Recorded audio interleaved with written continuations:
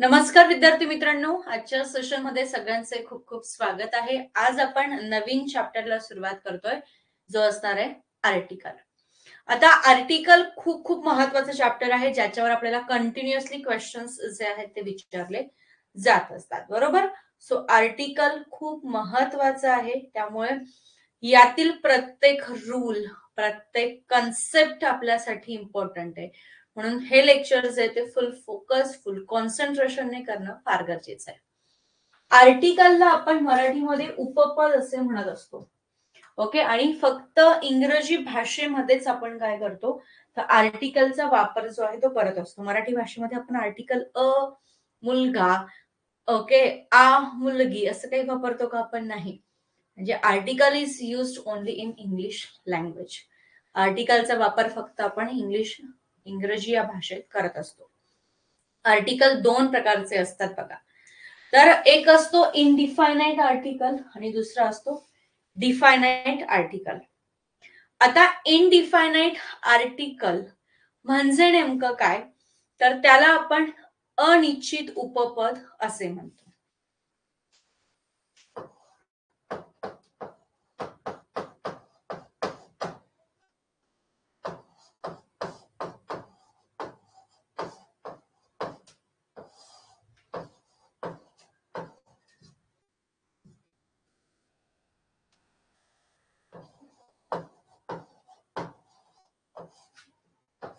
इनडिफायनाइट आर्टिकलला आपण काय म्हणतो, तर अनिश्चित उपपद असे म्हणतो।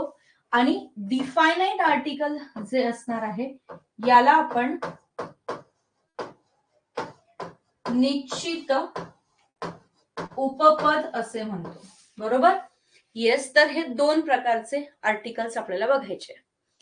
आता पहिलं तर हे लक्षात ठेवा की आर्टिकल जे आपण यूज करणार आहोत ते आपण नामासाठी यूज करतो, ओके। आर्टिकल आपण कोणासाठी यूज करतो, कुठल्या पार्ट्स ऑफ स्पीच साठी यूज करतो, तर नाउन हे जे पार्ट्स ऑफ स्पीच आहे त्यासाठी आपण आर्टिकलचा वापर जो आहे तो करत असतो। बेसिकली हे तुम्हाला लक्षात ठेवायचं आहे। मग आता इनडिफायनाइट आर्टिकल जे असणार आहेत, ओके, तर हे आपण कोणाच्या आधी वापरणार, अनिश्चित नामाच्या आधी। म्हणजे जे इनडिफायनाइट नाउन असणार आहेत, जे अनिश्चित नाम असणार आहेत त्यांच्यासाठी आपण इनडिफायनाइट आर्टिकल यूज करणार। आणि जे डिफायनाइट आर्टिकल आहे ते कोणासाठी वापरणार, तर जे डिफायनाइट नाउन असतील, जे निश्चित नाम असतील त्यांच्यासाठी आपण काय यूज करणार आहोत, तर डिफायनाइट आर्टिकल आपण यूज करणार आहोत। डिफायनाइट नाउन साठी डिफायनाइट आर्टिकल, इनडिफायनाइट नाउन साठी इनडिफायनाइट आर्टिकल। बरं, आता डिटेल मध्ये यांना आपण समजून घेणार आहोत की नेमके काय रूल्स आहेत। पहिला रूल मी तुम्हाला असं सांगितला की बघा, नामासाठी आपण काय वापरतो, ओके, आर्टिकल आपण वापरत असतो। हा फर्स्ट रूल मी तुम्हाला सांगितला। हे एवढं जे मराठीमध्ये लिहिलेलं आहे ना, हे नेमकं काय आहे हे तुम्हाला आता स्ट्रक्चर मध्ये समजून सांगते। बघा, ह्या मराठीतल्या गोष्टी सगळ्या पाठ करण्यापेक्षा त्याचं स्ट्रक्चरच्या माध्यमातून समजून घेतल्या तर त्या इझिली आपल्या लक्षात राहतात। मग आता लक्षात घ्या, जर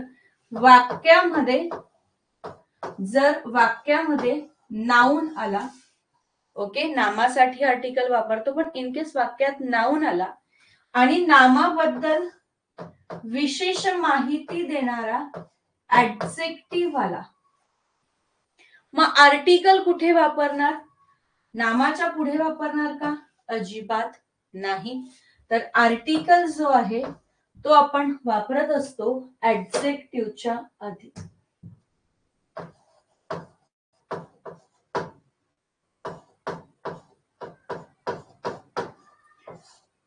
तर आपण आर्टिकल कुठे वापरणार आहोत, ऍडजेक्टिव्हच्या आधी। पण ऍडजेक्टिव्हच्या आधी वापरलेलं आर्टिकल हे आपल्याला नामानुसारच घ्यावं लागेल। नाउन जर डिफायनाइट असेल तर आर्टिकल द वापरणार, इनडिफायनाइट नाउन असेल तर आर्टिकल ए किंवा एम तुम्ही तिथे वापरणार आहात। आलं लक्षात? बरं,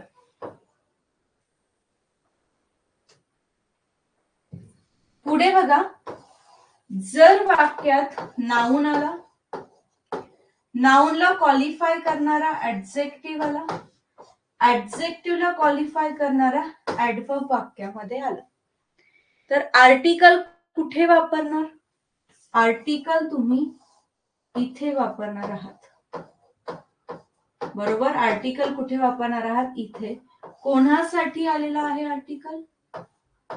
नाउन साठीच आलेला आहे. परत ह्या नामानुसार तुम्हाला इथे आर्टिकल वापरावा लागणार आहे. आणि याचेच एक्झाम्पल्स तुम्हाला इथे दिले बघा. गर्ल नाउन आहे. कसं आहे? नाउन आहे गर्ल. काय गर्ल? नाउन आहे. त्यासाठी आर्टिकल वापरला a girl. A beautiful girl म्हटलेला आहे. गर्ल काय आहे मित्रांनो? नाउन. ब्युटिफुल काय आहे? ऍडजेक्टिव्ह. पण हा जो ए आर्टिकल आहे ना, तो कोणासाठी वापरला आहे? तर गर्ल साठी वापरला आहे. She is a very good girl. Girl काय आहे? नाउन आहे, बरोबर. गुड काय झाला आपला? ऍडजेक्टिव्ह झालेला आहे. व्हेरी काय आहे आपला? ऍडव्हर्ब आहे. तर आर्टिकल जो ए आहे तो कोणासाठी वापरणार? तर गर्ल साठी वापरणार. आलं लक्षात? येस. तर वाक्यात नाउन आला तर नाउन साठी आर्टिकल, ऍडजेक्टिव्हच्या आधी आर्टिकल पण नामासाठीच आहे, ऍडव्हर्बच्या आधी आर्टिकल पण नामासाठीच आहे. क्लिअर? आता एक गोष्ट लक्षात ठेवणार, ही जो आर्टिकल ए आणि आर्टिकल अँड जो आहे हा, याचा अर्थ वन म्हणजेच काय? एक असा होत असतो. काय होतो याचा अर्थ? वन किंवा एक असा त्याचा अर्थ जो आहे तो होत असतो. क्लिअर सगळ्यांना? चल, तर हा रूल आपण बघितलाय. बघा, इनडिफायनाइट आर्टिकल आपण आता बघतोय. इनडिफायनाइट आर्टिकलला आपण सुरुवात करतोय, म्हणजे ज्याला आपण अनिश्चित उपपद असे म्हणतो. बघा, ए और an article does not refer to any particular person or things is known as indefinite article. म्हणजेच इथे असं म्हटलंय की ए आणि an जे आहे हे पर्टिक्युलर गोष्टींसाठी वापरलं जाणार नाहीये. जे नाम, मी याच्या आधी पण तुम्हाला सांगितलं की जे नाम कसे असतील?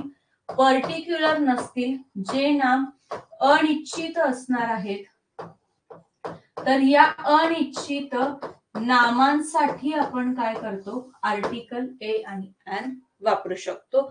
ए आणि an चा पहिला रूल मी तुम्हाला सांगितलाय. ओके. दुसरा मी असं सांगितलं, दुसरी गोष्ट मी तुम्हाला अशी सांगितली होती की ए आणि an यांचा अर्थ काय होतो? वन होतो, म्हणजेच काय? एक असा होत असतो. Second thing. आणि तिसरी गोष्ट अशी आहे की ए आणि an फक्त आणि फक्त आपण सिंग्युलर काउंटेबल नाउन साठीच वापरतो. तर हे तिघही रूल्स तुम्हाला लक्षात ठेवायचे आहे. काय? ए आणि an निश्चित नामासाठी, अनिश्चित नामासाठी वापरलं जातं. ए आणि an चा अर्थ वन असा होतो.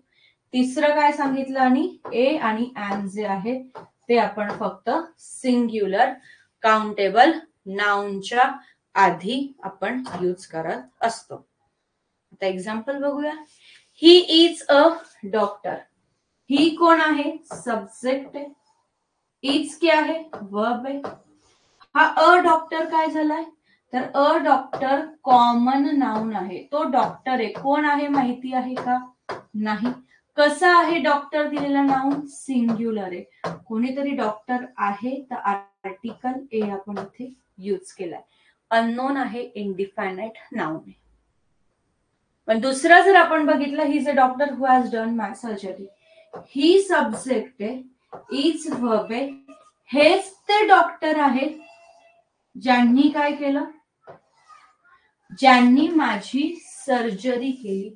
ज्यांनी माझी सर्जरी केली तेच डॉक्टर. म्हणजे इथे डॉक्टर कसे झालेले आहे? स्पेसिफिक झालेले आहे. डॉक्टर कसं झाले इथे स्पेसिफिक झालेले आहे. मग स्पेसिफिक झाले तर आर्टिकल येणार आहे का? नाही. काय येणार आहे? आर्टिकल द येणार आहे. काय येणार आहे? आर्टिकल द इथे येणार आहे. So he is the doctor who has done my surgery. आलं लक्षात? Yes, he is the doctor who has done my surgery. So article the आपण तिथे यूज केलेला आहे मित्रांनो. क्लिअर? चलो आता आपण पुढे जाऊयात. मग बघा, ए आणि ॲन हे नेहमी सिंग्युलर काउंटेबल नाउनच्या आधी वापरतात. अनेक वचनी नामाच्या आधी आपण उपपद वापरत नाही. आता नेमकं काय आहे बघा, ज्या वेळेला आपण नाउन बघतो तर नामाचे दोन प्रकार आपण बघतो. हा चार्ट खूप महत्वाचा आहे, व्यवस्थित लक्षात ठेवा. नामाचे काय बघतो आपण? दोन प्रकार बघतो. एक असतो आपला काउंटेबल नाउन. काय असतो? एक काउंटेबल नाउन. आणि दुसरा काय असतो आपला? Uncountable noun. बरोबर. आता हे जे काउंटेबल नाउन आहे म्हणजे संख्येत मोजता येणारं नाम आहे, त्याला आपण काय करू शकतो? त्याला आपण सिंग्युलर मध्ये पण लिहू शकतो आणि त्याला आपण प्लुरल मध्ये पण लिहू शकतो. पण जे अनकाउंटेबल नाउन आहे त्याला आपण फक्त कशामध्ये लिहितो? सिंग्युलर मध्ये लिहितो. हे सगळं आपण नाउन चॅप्टर मध्ये शिकलेलो आहोत. बरोबर, सगळं आपण नाउन चॅप्टर मध्ये शिकलं. मग फक्त हे सिंग्युलर काउंटेबल नाउनच्याच आधी तुम्ही काय करू शकताय? आर्टिकल ए आणि ॲन जो आहे त्याचा वापर करू शकताय. हा जो प्लुरल काउंटेबल नाउन आहे त्याच्या आधी तुम्ही आर्टिकल ए आणि ॲनचा वापर करू शकत नाहीये. जो सिंग्युलर अनकाउंटेबल नाउन आहे त्याच्या आधी आपण आर्टिकल ए ॲनचा वापर करू शकत नाहीये. तर असा चार्ट जर तुम्ही लक्षात ठेवला तर तुम्हाला कुठलेही रूल्स, कुठलेही नियम पाठांतर करण्याची गरज पडत नाही. याला म्हणतो आपण माइंड मॅप. बरोबर. अगर आप आर्टिकल द की बात कर रहे हो, ओके, अगर आर्टिकल द की बात की जाए तो सिंगुलर काउंटेबल नाउन के आगे भी हम आर्टिकल द यूज कर सकते अगर वो पर्टिक्युलर. जर हा जो सिंग्युलर काउंटेबल नाउन आहे हा जर पर्टिक्युलर असेल, स्पेसिफिक असेल, आर्टिकल द वापरू शकतात. प्लुरल काउंटेबल नाउन स्पेसिफिक असेल, आर्टिकल द वापरू शकतात. अनकाउंटेबल नाउन पर्टिक्युलर स्पेसिफिक असेल, आर्टिकल द वापरू शकतात. म्हणजे द साठीची कंडिशन आहे की वो नाउन जो है वो स्पेसिफिक होना चाहिए.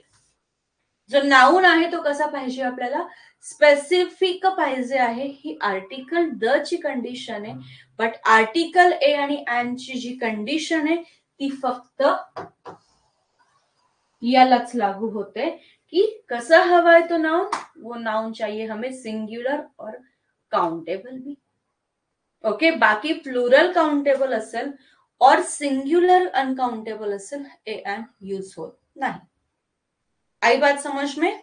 मग बघा, अ बॉय म्हटलेला आहे, ॲन एग आहे, अ स्टुडंट आहे, अ टीचर आहे, अ बोर्ड आहे. Boy, egg, student, teacher, board सभी नाउन कैसे है? Singular countable. सगळे नाव कसे आहेत? तर एक वचनी संख्येत मोजता येणारे आहेत. म्हणून त्यांच्या आधी आपण आर्टिकल ए, आर्टिकल ॲनचा वापर करू शकलो आहोत. आलं लक्षात? येस.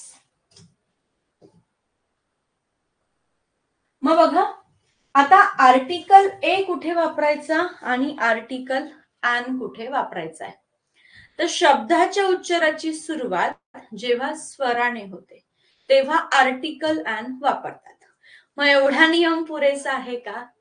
तर जनरली आपण शाळेत काय शिकलोय बघा, जेव्हा शब्दाची सुरुवात ही ए आय ओ यू यांनी होणारे, शिकलायत का सगळेजण, आठवताय का स्कूलचं काहीतरी, तर त्याच्या आधी an आर्टिकल वापरायचा. शिकलेत सगळेजण. आणि काय की जेव्हा शब्दाची सुरुवात ए ई आय ओ यू यांनी होणार आहे तेव्हा काय वापरायचा, an आर्टिकल वापरायचा आहे. बरोबर. बट हा रूल आपला काय असेल, आपल्याला यूज करायचा नाहीये, इनकरेक्ट. मग आता शब्दाच्या उच्चाराची सुरुवात स्वराने म्हटले, इथे एक शब्द ऍड करते मी, मराठी स्वराने.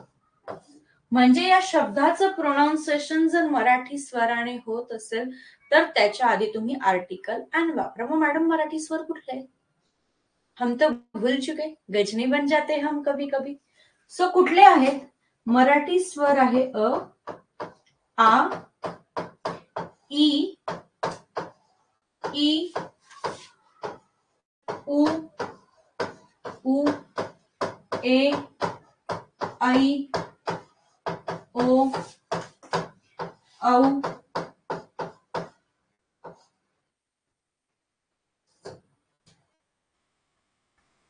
औ, आहा,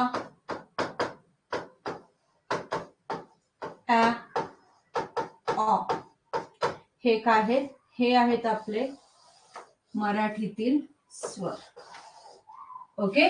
आणि यांनी सुरुवात होत असेल प्रोनाउन्सिएशनची तर त्याच्या आधी आपण वापरतो आर्टिकल अँड. बरोबर. येस. ऍ आणि ऑ आताच नवीन ऍड झालेले आहेत तर ते पण लक्षात ठेवायचं. मग बघा अंट म्हटलंय, आने सुरुवात होते, सो त्याच्या आधी आपण आर्टिकल अँड वापरला. अम्ब्रेला आहे, अमणे उच्चाराची सुरुवात होते तर आर्टिकल अँड वापरलाय. ओके. बरं. एक आहे तर एने सुरुवात होते, आर्टिकल अँड वापरलाय. इयर आहे, बरोबर. इयर, ईने सुरुवात होते तर आर्टिकल अँड वापरलाय. एरोप्लेन, एने उच्चाराची सुरुवात होते, आर्टिकल अँड वापरलेला आहे. तर याच्यानुसार कधीही तुम्ही जाणार नाहीत. आलं लक्षात. येस. बघा मग आता अन ऑनेस्ट बॉय दिलाय. बॉय काय आहे मित्रांनो, नाऊन आहे. ऑनेस्ट काय झाला, ऍडजेक्टिव्ह झाला. आर्टिकल अँड कोणासाठी आलाय, बॉय. का, कारण हा बॉय सिंग्युलर काउंटेबल नाउन आहे. पण ज्या वेळेला आर्टिकल वापरताय कोणाच्या आधी वापरताय, ऍडजेक्टिव्हच्या आधी. उच्चार कोणाचा बघणार तुम्ही, या ऍडजेक्टिव्हचा बघणार. काय होतोय उच्चार, ऑनेस्ट होतोय. ऑने उच्चाराची सुरुवात झाली, ओके, ऍडजेक्टिव्हची, म्हणून ऍन आलेला आहे. पण ऍन कोणासाठी आलेला आहे, तर सिंग्युलर काउंटेबल नाउन साठी. आलं लक्षात. बघा परत सांगते, व्यवस्थित समजून घ्या. हा ऍन सिंग्युलर काउंटेबल नाउन साठी वापरलाय, पण इथे ए वापरायचा बॉय साठी की ऍन वापरायचा ऑनेस्ट साठी, हे कशावरून ठरवलं, तर ज्या शब्दाच्या आधी हा आलेला आहे त्याच्या उच्चारानुसार, त्याचा उच्चार ऑने होते म्हणून ऍन वापरला. मग आता मॅडम हा रूल कसा चुकीचा आहे, काय प्रूफ आहे तुमच्याकडे, लक्षात घ्या. मी इथे लिहिते 1 रुपी नोट. बरोबर. इथे म्हटलंय 1 रुपी नोट, म्हणजे 1 रुपयाची एकच नोट आहे. इथे नोट कसा दिलेला आहे तुम्हाला, सिंग्युलर काउंटेबल नाउन दिलेला आहे. म्हणजे आर्टिकल जे तुम्ही इथे वापरणार आहात ते कोणासाठी वापरणार आहात, नोटसाठी एक आहे. पण कोणाच्या उच्चारानुसार, उच्चार तुम्ही या वनचा व घेणार. सो व आहे म्हणजे मराठी व्यंजन आहे, तर मला इथे लिहावं लागेल अ 1 रुपी नोट.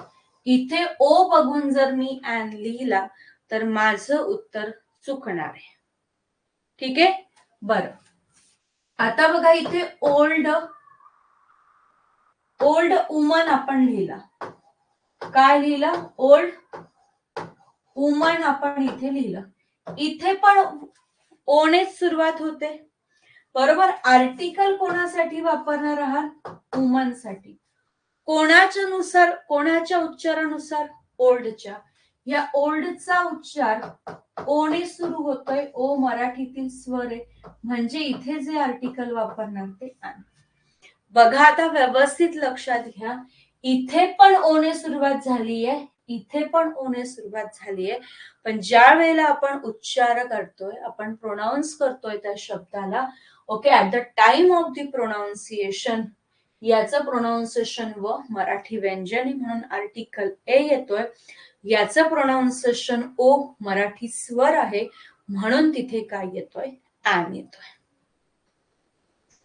आई बात समझ में सबको? चला, समजलं हे? Same an honourable person. बरं, an honourable person. So person काय आहे? नाउन. कसा आहे पर्सन? ऑनरेबल. हा झाला ऍडजेक्टिव्ह. आर्टिकल एन कोणासाठी वापरलेला आहे? पर्सन साठी. ऑनरेबल आहे ते, हॉनरेबल नाहीये, उच्चार ऑने होतोय. काय आला? Article an. आता महत्वाची गोष्ट तुम्हाला सांगते, बऱ्याच पुस्तकांमध्ये तुम्हाला ॲन ऑनेस्ट दिलेलं आहे. एकदा आपल्याकडे असलेलं कुठलंही पुस्तक चेक करा, मला सांगा हे ॲन ऑनेस्ट, ॲन ऑनेस्ट बरोबर आहे की चुकीचं आहे? Can we write? Is it correct or incorrect? An honest आपण लिहू शकतो का? एनीवन? विचार करू शकताय तुम्ही? सर्च करताय का खरंच पुस्तकामध्ये? बघा, करून बघा पुस्तकामध्ये सर्च. काय वाटतंय, ॲन ऑनेस्ट येऊ शकतो का? लक्षात घ्या, हा ॲन आर्टिकल आहे, ऑनेस्ट काय आहे? तर ऍडजेक्टिव्ह आहे. आर्टिकल ए आणि ॲन कधीही आपण ऍडजेक्टिव्ह साठी वापरत नाही, म्हणून जर ॲन ऑनेस्ट दिलेलं असेल तर ते चुकीचं असेल. जर तुम्हाला ॲन ऑनेस्ट लिहायचं आहे तर इथे कुठलं तरी नाउन असणं गरजेचं. जसं इथे बॉय, तुम्ही स्टुडंट, गर्ल, व्हॉट एव्हर काही घेऊ शकतात, बट फक्त ऍडजेक्टिव्ह साठी तुम्ही आर्टिकल ए आणि ॲन वापरू शकत नाही. येते लक्षात? तर काय बरोबर आहे ना, हे जितकं महत्वाचं आहे ना, तर काय चुकीचं असू शकतं तर ते सुद्धा आपल्याला माहिती असणं गरजेचं आहे. जेव्हा आपल्याला परीक्षेमध्ये बरोबर वाक्य ओळखा, चुकीचे वाक्य ओळखा, वाक्यातला एरर शोधा असे प्रश्न येतात, फिल इन द ब्लँक्सचे प्रश्न येतात, तेव्हा ह्या गोष्टी सुद्धा आपल्यासाठी महत्वाच्या असतात. इनफॅक्ट खूप महत्वाच्या असतात. म्हणून फक्त नियम पाठांतर तुमचे कितीही असले तर माझे सगळे नियम इंग्लिशचे पाठांतर आहे, मी आउट ऑफ मार्क्स घेऊ शकते, तर असं नाहीये. त्याच्यामुळे प्रश्नांची प्रॅक्टिस असणं गरजेचं असतं. आलं लक्षात? येस, क्वेश्चन की प्रॅक्टिस भी बहुत इंपॉर्टंट होती है. एक्सेप्शन्स म्हणजे ज्याला आपण अपवाद असे म्हणतो ते पण आपल्याला माहिती पाहिजे. बर, आता म्हटलंय शब्दाच्या उच्चाराची सुरुवात जर व्यंजनाने झाली, कुठले व्यंजन? मराठी व्यंजनाने झाली, तर आर्टिकल आपण ए त्याच्या आधी वापरत असतो. बरोबर? म्हणजे आता क पासून ज्ञ पर्यंत, ओके, क पासून ज्ञ पर्यंत जर उच्चार होत असेल तर त्याच्या आधी आर्टिकल ए वापरणार आहात. ओके, आता लक्षात घ्या, ऍब्स्ट्रॅक्ट नाउन हा जो टाईप आहे नाउनचा, बघा अनकाउंटेबल मध्ये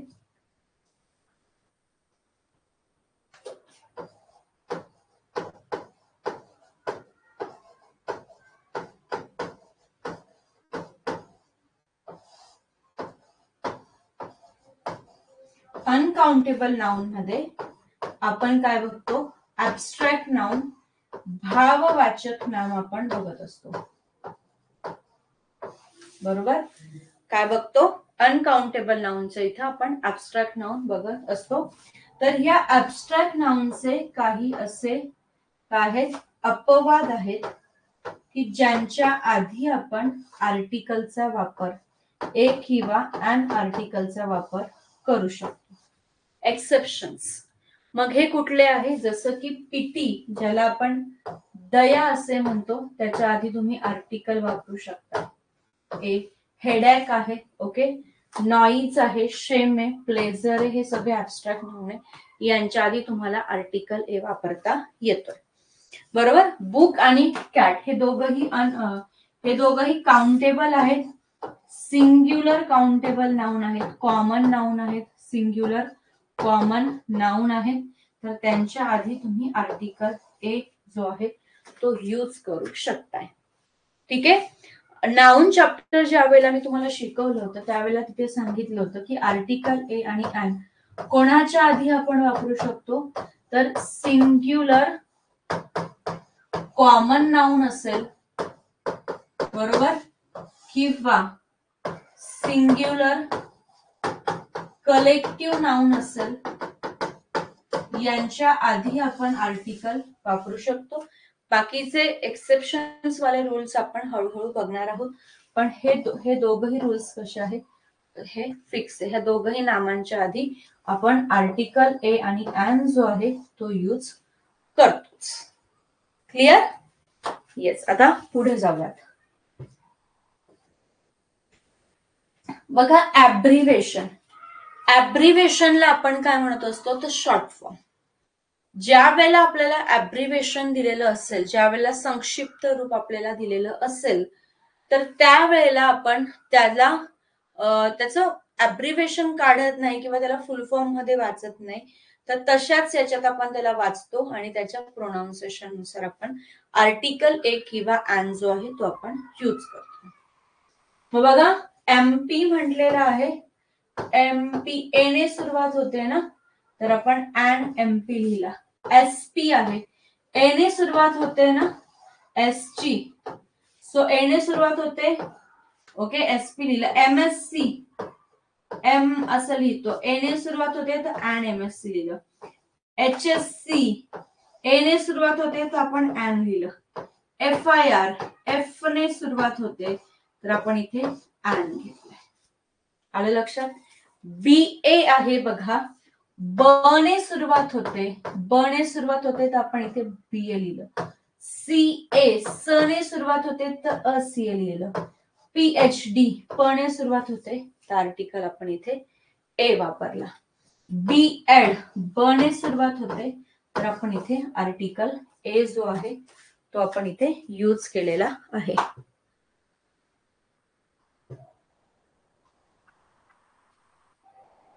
ओके, येस. तर ऍब्रिव्हेशन मध्ये पण आपल्याला सेम रूल यूज करायचा आहे.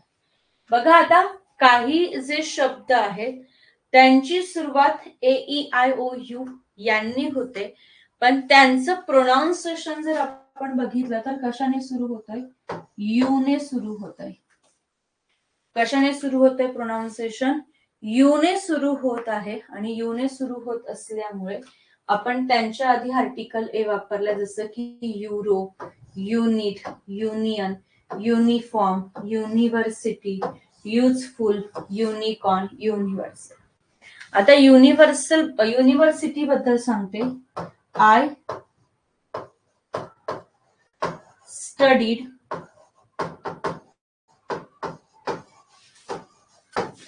In dash university. हे एक सेंटेन्स आहे, बरोबर. आणि आय स्टडीड इन डॅश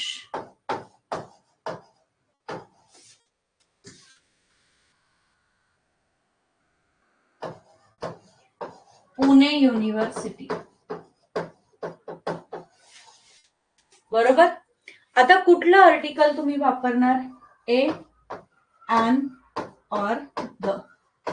बघा, दोघांच्या इथे तुम्हाला काय दिसतंय? युनिव्हर्सिटी दिसतंय. मी युनिव्हर्सिटी मध्ये शिकले हे पहिलं वाक्य, पण कुठल्या युनिव्हर्सिटीमध्ये शिकली ते कळतंय का? म्हणजे ही युनिव्हर्सिटी कशी आहे? इनडिफायनाइट आहे. कशी आहे? इनडिफायनाइट आहे, अनिश्चित आहे. तर त्याच्या आधी आपण काय वापरणार? Article a. दुसरं जर वाक्य तुम्ही बघितलं, तर मी पुणे युनिव्हर्सिटीमध्ये शिकलीये, म्हणजे इथे स्पेसिफिक युनिव्हर्सिटी मला माहितीये, पर्टिक्युलर पुणे युनिव्हर्सिटी मला माहितीये. So here we use article the. जेव्हा स्पेसिफिक गोष्टी दिलेल्या असतील त्याच्या आधी तुम्ही आर्टिकल द वापरू शकताय. आलं लक्षात? आणि जेव्हा इनडिफायनाइट असेल त्याच्या आधी तुम्हाला आर्टिकल ए जो आहे तो यूज करायचा आहे. चलो, no article before material and abstract noun. तर मी तुम्हाला आधी पण सांगितलं की अनकाउंटेबल नाउन जो आहे, ओके, अनकाउंटेबल नाउनचे दोन प्रकार पडतात बघा. एक असतो आपला मटेरियल नाउन, ओके, आणि दुसरा काय असतो आपला ॲब्स्ट्रॅक्ट नाउन. तर या दोघांच्या आधी आपण आर्टिकल ए किंवा एन जो आहे तो यूज करू शकत नाही. पण जर हे स्पेसिफिक असतील, काय असतील? हे स्पेसिफिक असतील, तर त्यांच्या आधी मात्र आपण काय करू शकतो? आर्टिकल द चा वापर करू शकतो. Okay, yes. आता बघा, वॉटर इज लाईफ, संपूर्ण पाणी हेच जीवन आहे. म्हणजे स्पेसिफिक पाणी कुठलं म्हटलंय का? नाही. तर हे मटेरियल नाउनच्या आधी आपण आर्टिकल ए किंवा एन वापरू शकत नाहीये. ए एन का वापरू शकत नाहीये? कारण मटेरियल आणि ॲब्स्ट्रॅक्ट नाउनला मोजता येत नाहीये. The water in that bottle is impure. Specific water म्हटले कुठलं? त्या बॉटल मधलं. हे स्पेसिफिक झालं पाणी. ओके, तर दोन बॉटल आहेत समजा, पण त्याच बॉटल मधलं पाणी इम्प्युअर आहे, स्पेसिफिक म्हटलं म्हणून आर्टिकल द बरोबर. सिल्वर इज गुड कंडक्टर, अख्ख्या जगातलं सिल्वर गुड कंडक्टर आहे. स्पेसिफिक आहे का ते? नाही. पण द सिल्वर ऑफ पीएनजी म्हटलंय, स्पेसिफिक पीएनजीचं सिल्वर कसं आहे? पॉप्युलर आहे पुण्यामध्ये. Wisdom is a great virtue, okay, पण इथे काय म्हटलं? विजडम कोणाचं? बिरबलचं. इथे स्पेसिफिक दिलंय, आर्टिकल द आपण इथे यूज केलंय. ठीक आहे. सो अशा प्रकारे आर्टिकलचे रूल्स आपल्याला लक्षात ठेवायचे आहेत. आर्टिकलचा पार्ट फर्स्ट आपण इथे बघितलेला आहे. ओके, उद्याच्या सेशन मध्ये आपण आर्टिकलचा पार्ट सेकंड बघूयात. सो आज आपण इथे थांबूयात आणि उद्याला कंटिन्यू करूयात आर्टिकलचा पार्ट सेकंड.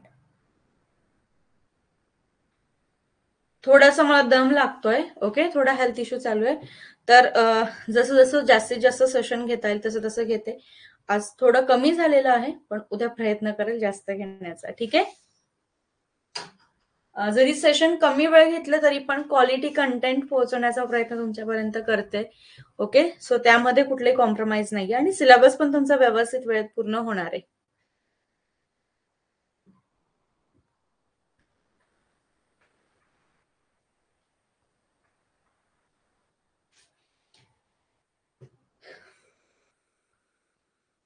ठीक, थँक्यू सो मच एव्हरीवन.